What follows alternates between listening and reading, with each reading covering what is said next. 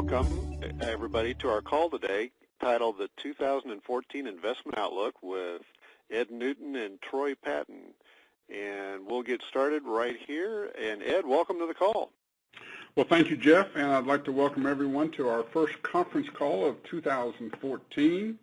And it's one that certainly has generated quite a bit of interest, and we're looking forward to some discussion about our 2014 outlook for the economy and for the investment market as a whole. At the end of the call, I do want to switch gears for just a minute and talk about tax returns, but I will hit that right at the end, so please stay tuned for the end. I think it'll be something you might be interested in. Today we do have Troy Patton, our portfolio manager, joining us, and I appreciate that. He's actually out at a conference, and he's broken away from that so that we can have a discussion this morning.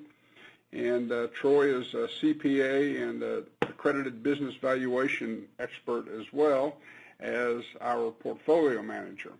So without any further ado, welcome, Troy, and give us all your thoughts. Okay. Well, thanks, Ed. I appreciate that. Yeah, actually, it's really neat.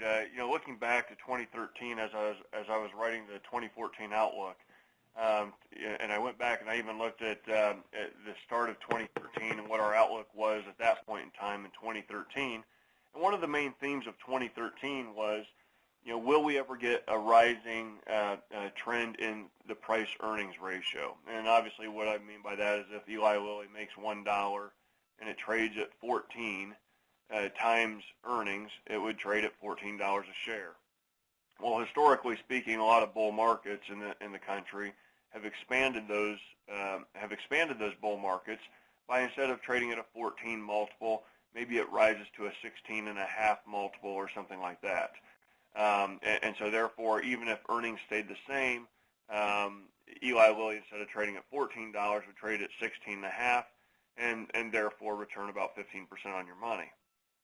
Well, we didn't really see that in 2012. In fact, in a large part in 2013 at the start, we really did not see much expansion in the PE multiple. In fact, the majority of the increase in valuation in the stock market has really come on the back of increased earnings. Companies are just that. They're more profitable than they were in 2012.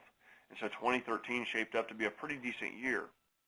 We'll talk a little bit about the PE multiple, because a lot of times people have this misnomer that they believe that the PE multiple cannot expand in a rising interest rate environment, and quite frankly, that's just not the case. The first graph that I'd like to just point your attention to as we talk about those earnings that I was just speaking about, because now looking into 2014, really I tell you, 2013, you can see there in the middle, we were somewhat flattish, in fact, in the majority of the earnings. In fact, a lot of us, we never saw any revenue growth, but we did see 7-8% earnings growth, and that earnings growth, again, coupled with a little bit of PE expansion in 2013, really translated into a 30% return on the S&P 500. For those of you who are invested with Ed and through some of our portfolios, obviously some of our investments gained more than that and beat the markets. But it really was a story of increased earnings, again, coupled with a minor amount of PE expansion. And a lot of times, towards the end of bull markets, we see a huge PE expansion. And quite frankly, we just haven't seen that. In fact, looking at that graph on the improving growth rates, you can even continue to see that growth rates are actually starting to pick up. In fact, revenues are starting to pick up a little bit. And that minute rise in revenues will really be translated to higher earnings at the bottom line. And I think that's what we're looking at again in 2014.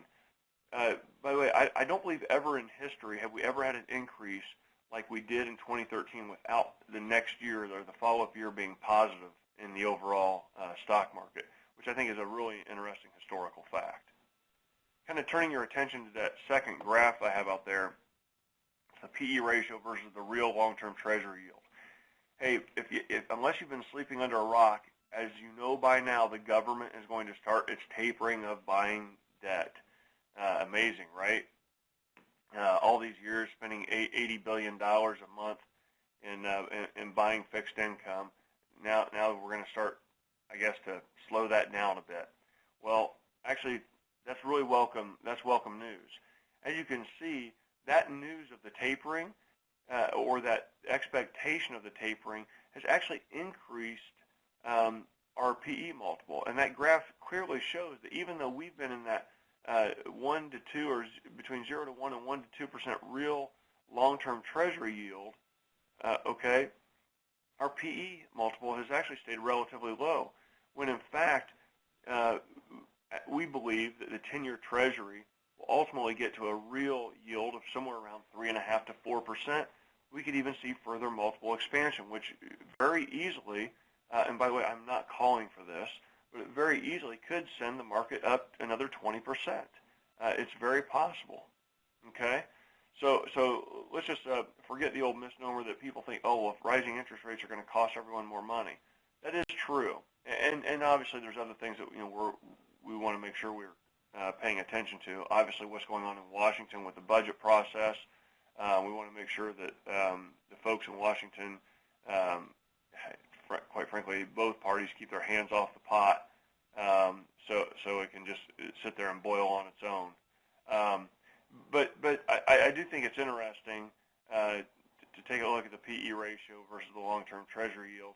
And really, if you couple that with some unemployment numbers, unemployment has been getting a little bit better, albeit I would warn you that there may be, I don't want to dare say manipulation, but the real unemployment rate as calculated years ago is still fairly elevated because the participation rate, people that are basically dropping out of the employment race, is dwindling, and therefore the unemployment rate has been decreasing because of that, not necessarily because of the huge creation of jobs. In fact, last month was a little bit tame, but some of that could have been weather related. We'll just have to see what comes up here in the next month.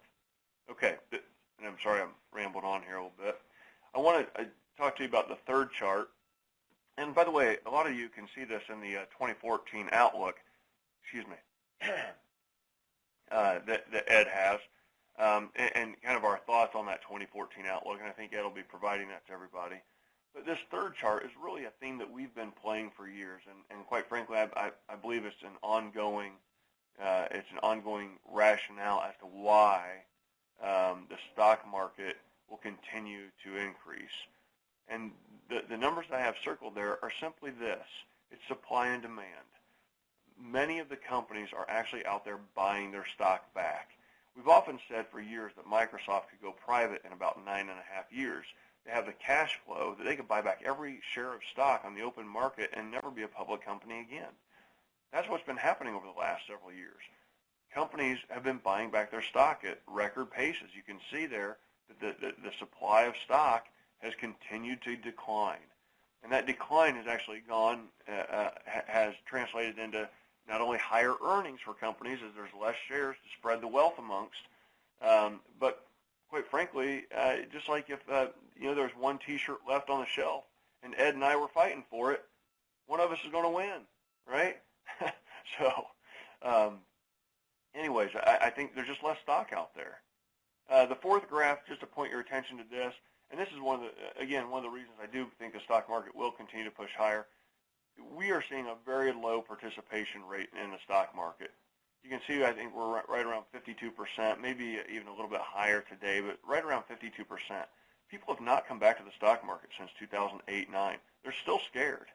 And quite frankly, we understand that. But you also have to realize that maybe a 50, 60-year-old person needs to be into the stock market somewhat or have managed investments because, quite frankly, life expectancy is probably in the 80s, another 30 to 40 years of life.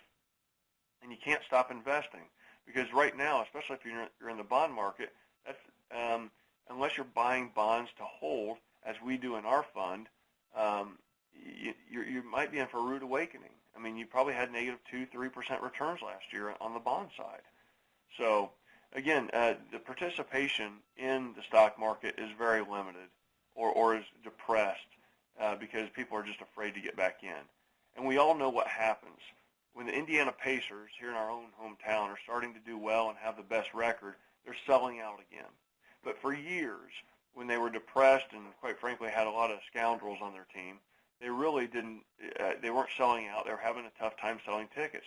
And in fact, even this year, once they started winning, and Jeff Bell lives in Indianapolis as well, we both know that they were putting out promotions, trying to get people to the games. They couldn't even get people to the games, and they were winning. But now that they have the best record in the NBA, they continue to win, and the folks are coming out of the woodwork and once again driving up those ticket prices that the scalpers are trying to collect on the streets, and therefore more people are getting engaged in the game, and prices are moving higher. Stock market's no different. Everyone likes to be part of a winner. In fact, if the Denver Broncos end up winning the Super Bowl, although Peyton Manning is a winner, Denver's picked up a lot more fans probably since he's gone to Denver. I can tell you this, if Denver wins the Super Bowl, more people will buy Denver shirts than Seattle Seahawks shirts. I'd say that that's a pretty safe bet. And vice versa, if the Seahawks win, more people will buy Seahawks jerseys. Why? Because people like to be associated with winners. Okay? The stock market's not going to be any different this time. Okay. The last chart I'd like to point your attention to, and I find this chart really interesting, and I did not include this in the 2014 Outlook, but I really like this chart. And what it is, it shows how typical, or a comparison of our current bull market versus secular bull markets that we've been in since 1897. So we see those back to 1921, 49, 74, 82, 87, and 02, and we kind of see how the market behaved in the years into a bull market from the start date, not necessarily the calendar date, but the start date. And it's really uncanny. If you look at that blue line, the current bull market, that really resembles what we've just been through. Once again, the first year, it's way up because we did have depressed earnings in the 08, 09, market crash, and things then came back, roaring back, and then obviously a slowdown typically in earnings, and we're seeing the same type of thing. And again, history says we could possibly see a gain in 2014 of 20%. I don't think so. I think it's going to be more in the tune of 9 to 14%. In fact, I'm probably more towards the lower part of that than the higher part, unless we see some PE expansion, and that's just clearly based on the numbers. But I really do think it's interesting that if we take a look at this bull market, I don't think this bull market's over. I really think if the employment situation does get better, I think if the government can keep its hands out of the cookie jar, we will see a stock market that can recover. I don't want to talk politics, but I don't care whether you're Republican or Democrat. To some extent, pin-up demand from either party is not going to be able to suffocate the markets to the fullest extent, unless we come up with some kind of crazy regulation that really stifles growth in the markets. Everybody's keeping an eye on the health care, the Affordable Health Care Act. There is some issues there. We understand that with the healthcare industry. Obviously, we're keeping an eye on that. But even with that, quite frankly, the government runs everything pretty inefficiently, as we've clearly seen by the website and what's gone on so far. And I would probably conclude that from that they'll operate the Affordable Care Act in an inefficient manner, and the healthcare companies will make money hand over fist once again, until they figure out that the government really shouldn't run anything, except maybe how to get to one coffee shop to the next, okay, for the politicians. Anyways, with that being said, that's really kind of my 2 cents for everyone this morning. I don't want to keep elaborating. I mean, again, Ed has the 2014 outlook that I'm sure he's going to share with everybody, and I'm quite enthused about the market. I'm quite enthused about our returns last year for our investors. I feel like we really had our eye on the ball and I've been feeling that way for the last couple of years, and I continue to feel that way currently. Quite frankly, I put my money where my mouth is. I'm invested in the same thing that you folks are invested in, and so with that being said, I'd like to turn it back to Ed. Maybe if he has a question, or anybody else has any questions or something like that. Thank you, Troy. Appreciate that synopsis and that description of what we see as the 2014 outlook. And I always enjoy listening to you on these calls, because even though you do get into some technical things, which I think are very good for us to see, you always bring it down on a level where the everyday guy can understand it. So I appreciate that very much, that you're able to do that. Appreciate you joining us today. Also, I want to say about the 2014 outlook, Troy is right. We do want to get that out to everyone. So what we'll do in the follow-up that always comes out about these conference calls, we will have a link where you will be able to go to our website, and the outlook will be there, and it'll be in a PDF, so you'll be able to even download it, print it, read it, whatever you want, share it with folks.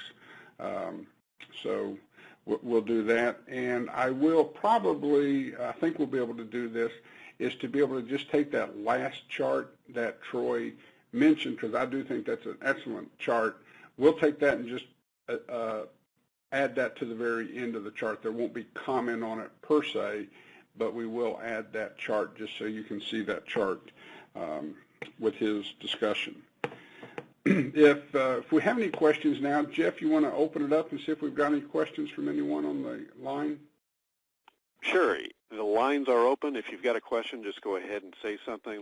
Let me check on the webcast to see if we've got any coming in, and we don't at this time.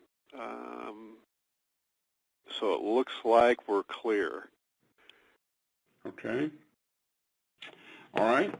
Well, if you do have any questions, please feel free to give me a call at 704-552-8689, and I'll try to answer your questions. And if not, we'll get Troy on the line, and I'm sure he'll be able to answer your questions. Sounds good. So I do appreciate everyone. If you're not a current client of ours and you're on the call or listening to the replay, and you'd like for us, Troy, to review your portfolio and give you some ideas as to how we think you're situated and how we think we might be able to assist you, then please give Sarah Beth a call here in my office, 704-552-8689, and she'll set up a time that we can discuss that. As I said, I did want to take just a couple of minutes here at the end to talk about taxes, and really what I want to talk about is our annual drawing that's coming up after tax season. We are going to draw this year from all of our clients that bring in their tax returns. This year we've changed it up a little bit. Sarah Beth had a good idea. I think it's because her boyfriend is so interested in the Xbox One. We're going to let you have your choice. You can either have an iPad Air 16 gigabyte or an Xbox One that we're going to be giving away. And here's how it works. The earlier you get your tax return in, the more chances you get to win your choice of the prize.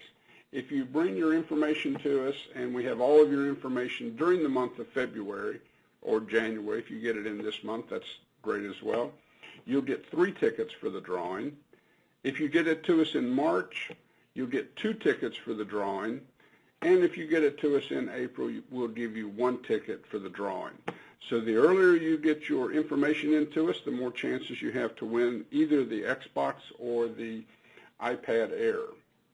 Also, as a bonus, this will only last for the next few days, but if you give Sarah Beth a call here at the office and just let her know when you're planning on getting your information to us, we'll give you another ticket just for that, to be able to do that. The other bonuses that we have this year, same thing, referral. If you refer a client to us, we'll give you 1 additional ticket, as well as a $50 discount on your personal tax return preparation for the year. And that individual will also get a ticket when they come in. They will get a ticket for the drawing. Any questions about that, feel free to give Sarah Beth a call. Again, the phone number is 704-552-8689, and that does it for me. So, Jeff, if you want to wrap it up, I would appreciate it. Great. Thanks, Ed. We appreciate everybody being on the call today. And, again, if you have a question, feel free to give Ed a call there at the office or Sarah Beth. And don't forget about the tax. That's a pretty exciting choice of prizes, I'm sure. If you have family and friends, just mention that to them, too. We'd love to have them. So, again, thanks for Troy being on the call and Ed, and we'll talk to you soon. Have a good day, everyone. Bye-bye.